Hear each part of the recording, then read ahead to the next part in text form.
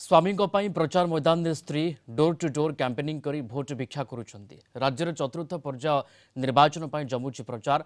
प्रार्थी माने दिन राति एक विभिन्न स्थान में कर्मी सम्मिलन आशीर्वाद समावेश एवं महिला समावेश करी कैंपेनिंग करी चलाइछंती। भद्रक विधानसभा निर्वाचन मंडली रे बीजेपी विधायक प्रार्थी सीतांशु शेखर महापात्र स्त्री सहित भद्रक ब्लॉक रो विभिन्न पंचायत को जाई घर घर बुली भोट भिक्षा करुछंती।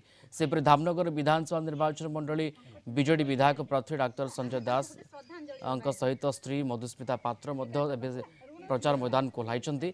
खरा तरा को खातिर नकरी धामनगर निर्वाचन मंडलीर विभिन्न गाँ गंडा को जाई घर घर बुली प्रचार करुछंती। प्रथम थर राजनीति में प्रवेश करी दुई बीजेडी एवं बीजेपी प्रार्थी होती डाक्टर संजय दास एवं सीतांशु शेखर महापात्र।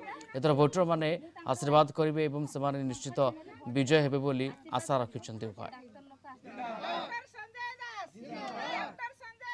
माने कांदी पकाउछंती सार एटी सार जन आमर डाक्तर अच्छा सी बहुत भल लोक बहुत शांतशिष्ट बहुत सरल सी आसी सेवा पाई लोक मैंने बहुत समर्थन कर माँ मैंने तो बहुत कर पूरा कांदी पकाउछंती कांद देखिकी मत कांद लगुच सार जहाँ एथर निश्चिंत जितबे आमर समस्त आशीर्वाद रही समस्त साहाय्य सहयोग कोऑपरेशन रही एथर सार आमर सुनिश्चित जितबे एथर संदेह ना। प्रचार तो भल चली रेस्पॉन्ड भी भल अच्छी ननांकर गोटे संकल्प पत्र बाहरी से संकल्प पत्र रे जो माने भूमिहीन से भूमि सह घर दिज्व महिला मानक 1000 टଙ୍କା भत्ता दिज्व। भद्रक रे आपण देखुथिबे गोटे हॉस्पिटल नाही हॉस्पिटल बना हब बहुत सारा योजना कराई।